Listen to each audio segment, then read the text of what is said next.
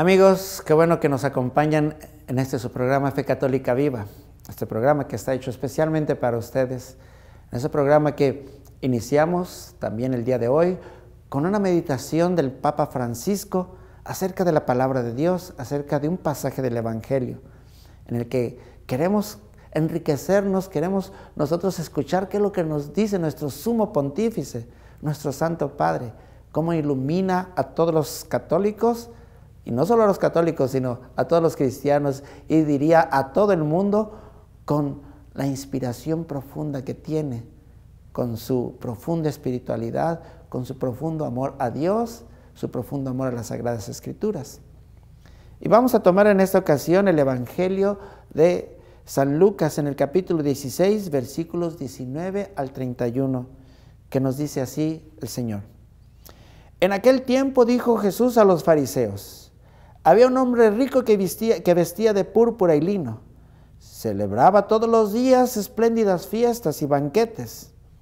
Y un hombre pobre llamado Lázaro, que echado junto al su portal, cubierto de llagas, deseaba hartarse con las migajas que caían de la mesa del rico. Pero hasta los perros le venían a lamerle las llagas. Sucedió pues que murió el pobre y fue llevado por los ángeles al seno de Abraham. Murió también el rico y fue sepultado. Entonces él se encontraba en el infierno entre tormentos, y levantó los ojos y vio a lo lejos a Abraham y a Lázaro en su seno. Y gritando dijo: Padre Abraham, ten compasión de mí, y envía a Lázaro a que moje en agua la punta de su dedo y me refresque la lengua, porque estoy atormentado en estas llamas. Pero Abraham le dijo: Hijo, recuerda que recibiste tus bienes en este mundo durante la vida, y Lázaro al contrario males. Ahora pues, él está aquí consolado y ahora tú atormentado. Y además entre nosotros y ustedes se interpone un grande abismo, de modo que los que quieran pasar de aquí a allá no puedan, ni de allá para acá. Replicó: Entonces te ruego, Padre, que envíes a casa de mi padre a Lázaro, porque tengo 5 hermanos, para que les dé testimonio y no vengan también ellos a terminar en este lugar de tormento. Le dijo Abraham: Tienen a Moisés y a los profetas, que los escuchen. Él le dijo: No, Padre Abraham, sino que si alguno de entre los muertos va a ellos, sí se convertirán.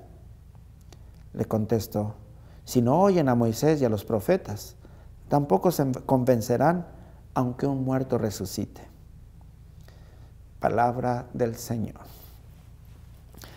Tenemos este pasaje del Evangelio en el que prácticamente uno de los puntos centrales es las obras no hechas, lo que nosotros llamamos las omisiones.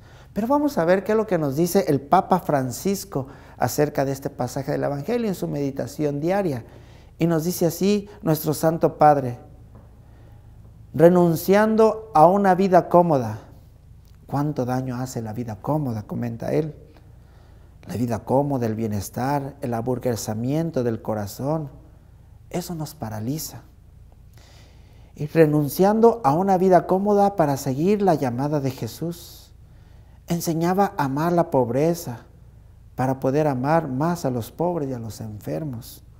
En este caso el Papa Francisco se está refiriendo porque en el Evangelio nosotros vemos que Lázaro era muy pobre y también estaba enfermo. Recuerden cómo decía Jesús en la parábola que decía: y hasta los perros se acercaban a lamerle las llagas. Si estaba llagado, estaba enfermo.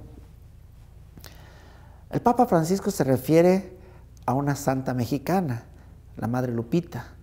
Dice el Papa: Madre Lupita se arrodillaba en el suelo del hospital ante los enfermos y ante los abandonados para servirles con ternura y compasión. Esto se llama tocar la carne de Cristo, y así lo pone entre comillas el Papa Francisco, como refiriéndose en una forma simbólica. ¿Qué es tocar al Señor? Tocar al Señor es tocar a los pobres, tocar a los enfermos, tocar a los necesitados. Eso es tocar la carne de Cristo. Los pobres, los abandonados, los enfermos, los marginados son la carne de Cristo.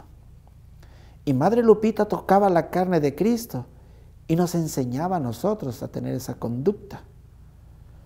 No avergonzarnos, no tener miedo, no tener repugnancia a tocar la carne de Cristo. Repito lo que nos dice el Papa, no avergonzarnos, no tener miedo, no tener repugnancia a tocar la carne de Cristo. Madre Lupita había entendido qué significaba esto de tocar la carne de Cristo. Esta nueva santa mexicana nos invita a amar como Jesús nos ha amado. Y esto conlleva a encerrarse a no encerrarse en uno mismo, en los propios problemas, en las propias ideas, en los propios intereses, en ese pequeño mundito que nos hace tanto daño, sino en salir al encuentro de quien tiene necesidad de atención, comprensión y ayuda, para llevarle la cálida cercanía del amor de Dios a través de gestos concretos, de delicadeza, de afecto sincero, de amor. Hasta aquí son las palabras del Papa Francisco acerca de este pasaje del Evangelio, en el que él se centra sobre todo en ese hacer, en el que estamos invitados. Yo trataré de complementar esta meditación en el hablar del qué significa el no hacer. El no hacer fue lo que, en esta parábola, fue lo que dañó al rico. Aquí no dice que el rico haya hecho algún daño. Aquí no dice que el rico haya hecho alguna cosa mala. No, aquí la parábola dice que el rico no hizo lo bueno. Y eso es lo que nosotros llamamos omisión. Y muchas veces, muchas veces esto no lo consideramos, pero fíjense, es tan importante en este caso la omisión, el pecado de omisión, debería preocuparnos porque fue justamente lo que llevó a la condenación a este rico. No fueron sus obras malas, no fue lo que hizo de equivocado, más bien fue la falta del bien que pudo haber hecho y no lo hizo. Y es lo que nosotros también debemos de pensar. Muchas veces estaremos en esta misma situación de que podemos hacer cosas buenas y las evitamos. Eso es lo que se llama omisión. Eso es lo que el Papa Francisco dice aquí. Nos encerramos en nuestros propios problemas, en nosotros mismos, en nuestras propias ideas y en nuestros propios intereses, en nuestro pequeño mundito. Salgamos de ese mundo al encuentro de Cristo, a tocar la carne de Cristo en los demás. Muchas gracias. Esto es su programa Fe Católica Viva.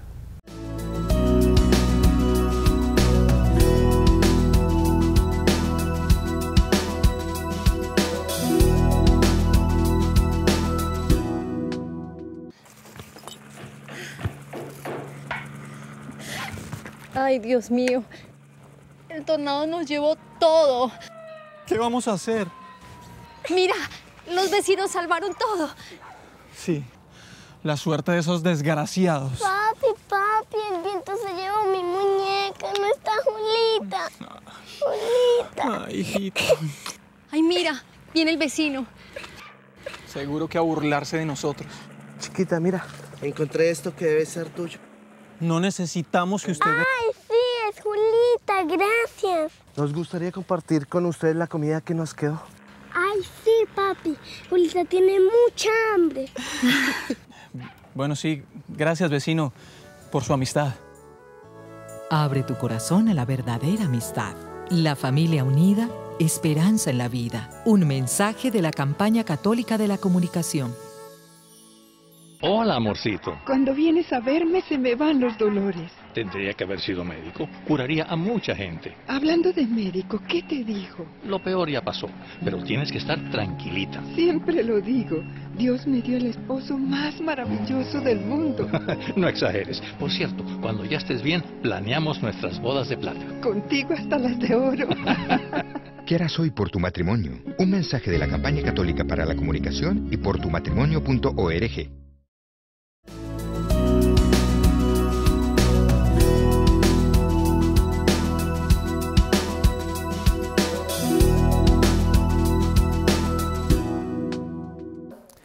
Amigos, qué bueno que continúan con nosotros en este segmento de su programa Fe Católica Viva.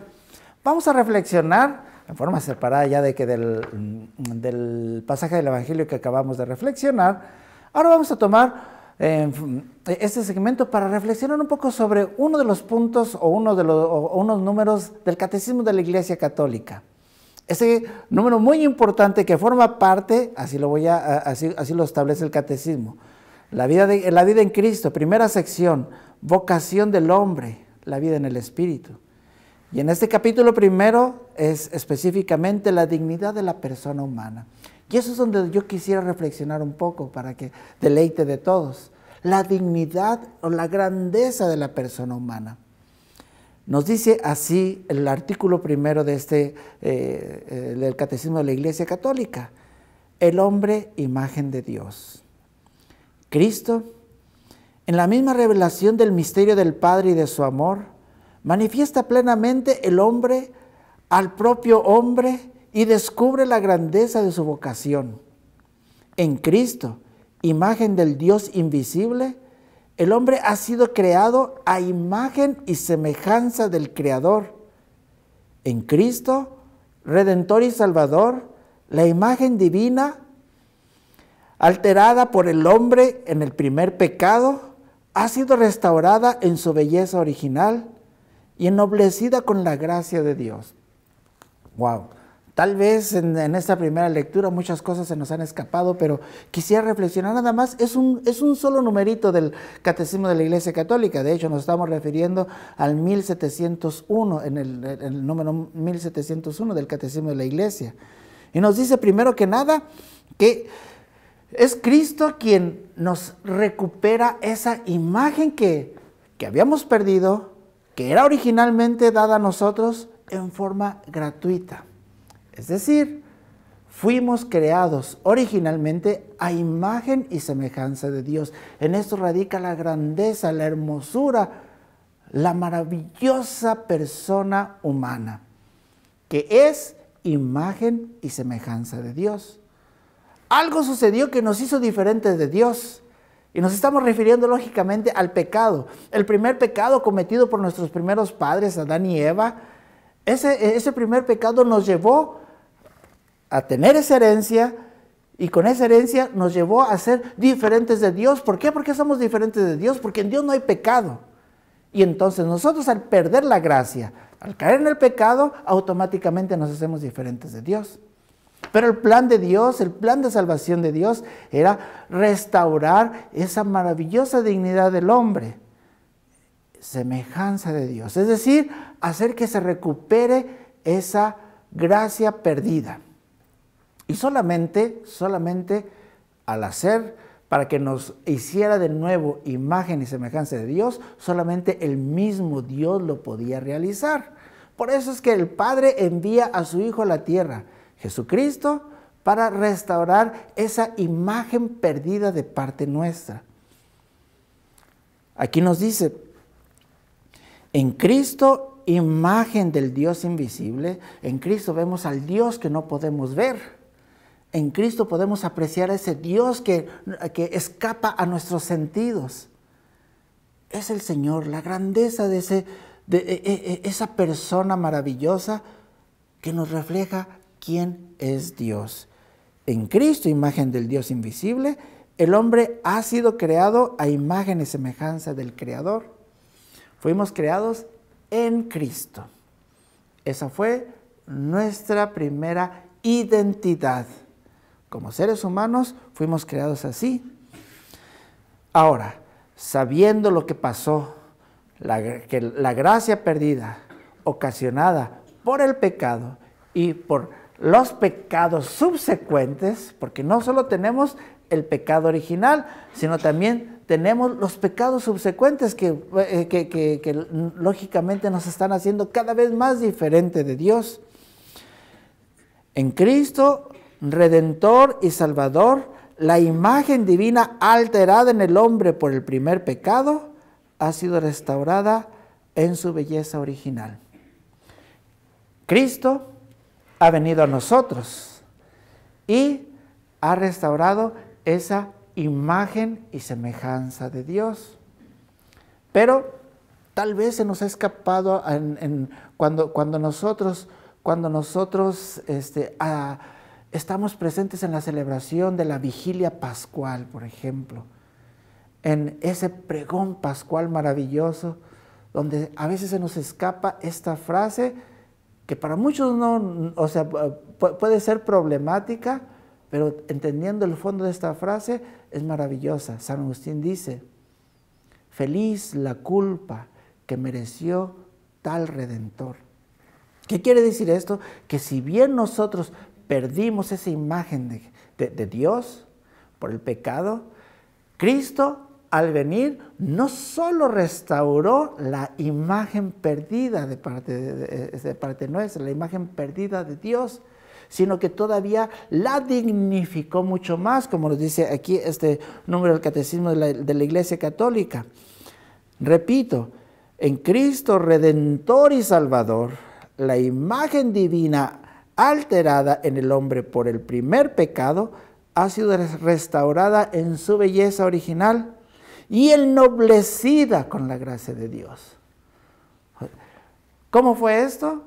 Así que no solo somos hechos imágenes de Dios, sino que la misma naturaleza humana se vio favorecida, se vio exaltada, se vio ennoblecida, porque el mismo Dios vivo y verdadero, asumió esta naturaleza humana que nosotros tenemos. Esa es la grandeza del hombre. Esa es la grandeza que nosotros deberíamos de apreciar, no solo en nuestra propia persona, porque debemos amarnos porque somos criaturas de Dios, somos hijos de Dios, y yo como obra de Dios, como obra de las manos de Dios, me debo de amar, pero no solo amarme a mí, sino debo de ver esa imagen, esa dignidad maravillosa en los demás. En los demás yo debo de ver la imagen de Dios, la naturaleza humana exaltada a algo inimaginable. Repito, el Dios vivo, el Todopoderoso, el Eterno, el Infinito, ha querido bajar y ha querido asumir la naturaleza humana, ha querido compartir nuestra naturaleza. Y en ese momento la naturaleza humana viene exaltada y dignificada, porque el Dios Todopoderoso se hizo humano. Amigos, no le cambien, continuaremos con Fe Católica Viva.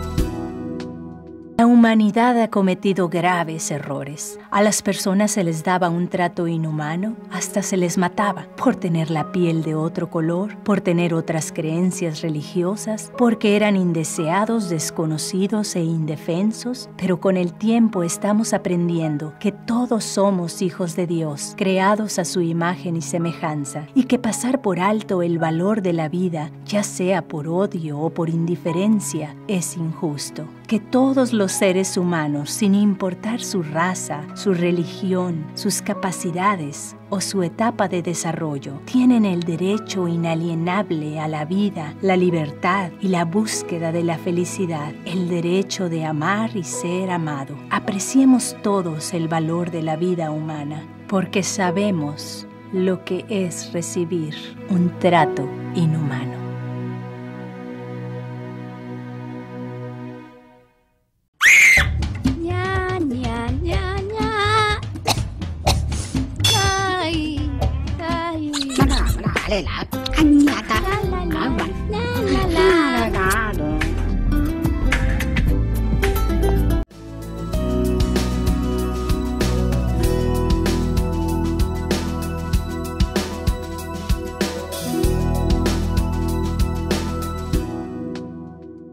Amigos, qué bueno que continúan con nosotros en su programa Fe Católica Viva.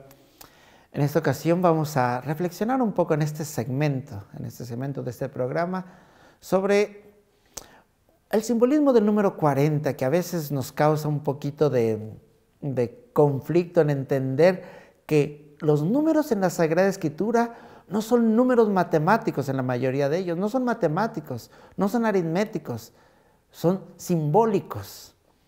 ¿Y cómo es eso de que el número simbólico? Es un ejemplo que muchas veces he puesto. ¿Cuántas veces a nosotros cuando éramos pequeños o nosotros mismos como papás les hacemos este comentario a nuestros hijos cuando están dale y dale cometiendo una cosa y que no queremos y que lo estamos corrigiendo y corrigiendo? Por ejemplo, les cuento aquella ocasión que cuando estaba en casa, yo estaba chavalo, era así adolescente, y me gustaba subir las piernas a la mesita de centro de mi mamá.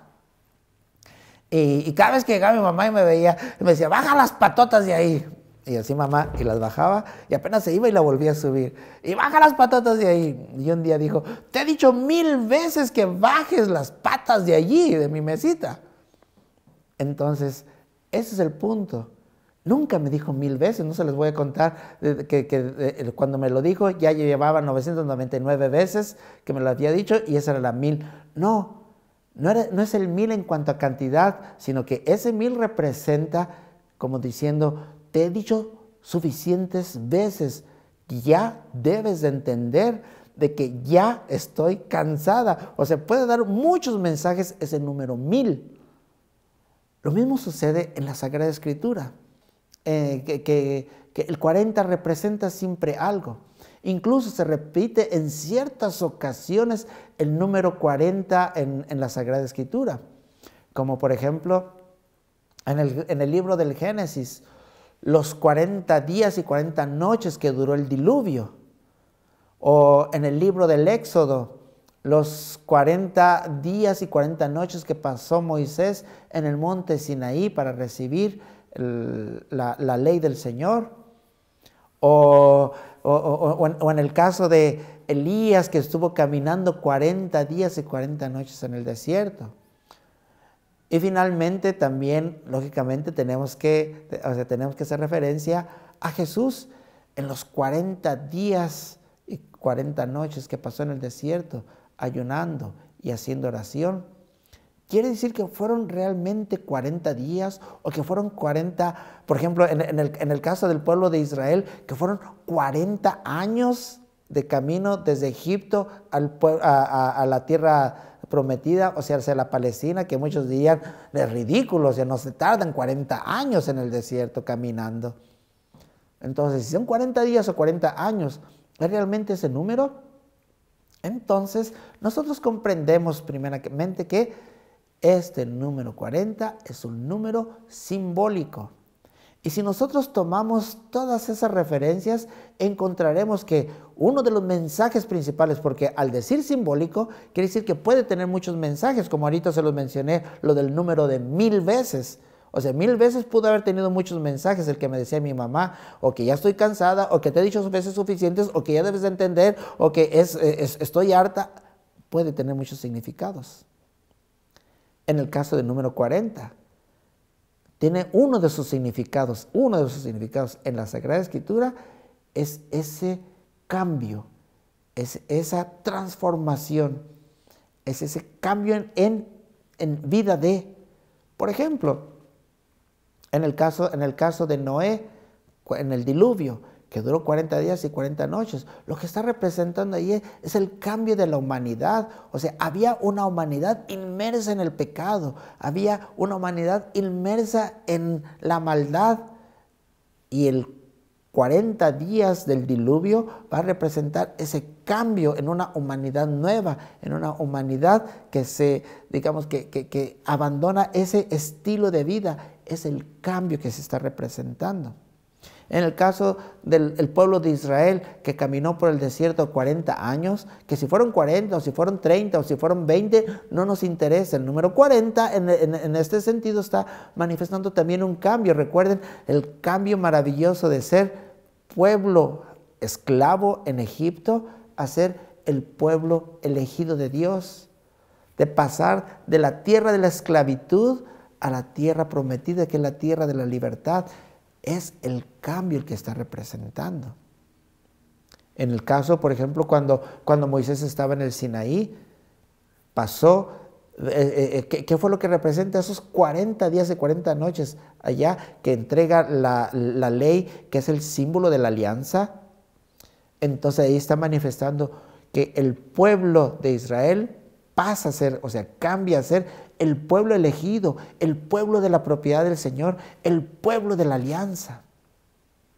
En el caso de Jesús, los 40 días que pasó en el desierto, ayunando, haciendo oración, marcaron definitivamente el cambio. Fue el cambio de la vida privada que él llevaba, una vida normal como la nuestra, atendía a su mamá, trabajaba, hacía todas las cosas normales como nosotros las hacía. Esa era la vida privada del Señor, una vida seguramente virtuosa, pero privada. Después de esos 40 días en el desierto, pasa a ser la vida pública de Jesús, es decir, empieza activamente su ministerio, la misión a la que él había sido enviado. Por lo tanto, ahora sacamos como conclusión, la cuaresma, ¿qué va a representar para nosotros? Que son 40 días. Entonces, lo que nos indica también la Iglesia a través de este simbolismo es que la cuaresma debe de representar o debe de realizarse un cambio en nuestras vidas, un cambio en nosotros. Por eso se habla mucho de conversión, transformarse. ¿Tú qué vas a cambiar? Es lo que nosotros debemos de preguntar. Si en el diluvio la humanidad se hizo mejor, pasó de una humanidad pecadora y depravada a una humanidad cerca de Dios, o el pueblo de Israel pasó de la esclavitud a la libertad, o en la alianza pasó a ser un pueblo, pasó a ser el pueblo de la propiedad del Señor. Tú eres mi pueblo y yo seré tu Dios. O la vida de Jesús, que representaba la vida activa del ministerio. ¿Qué representa para ti la cuaresma? ¿En qué puedes cambiar? ¿Qué puedes mejorar? ¿Qué puedes hacer para hacer de tu vida algo diferente, pero siempre en el sentido positivo, en el crecer en la fe? Eso es lo que nos pide el Señor. Nos pide el Señor que hagamos una transformación desde dentro. Por eso dice, conviértanse, porque el reino de Dios está cerca. Esto es su programa Fe Católica Viva.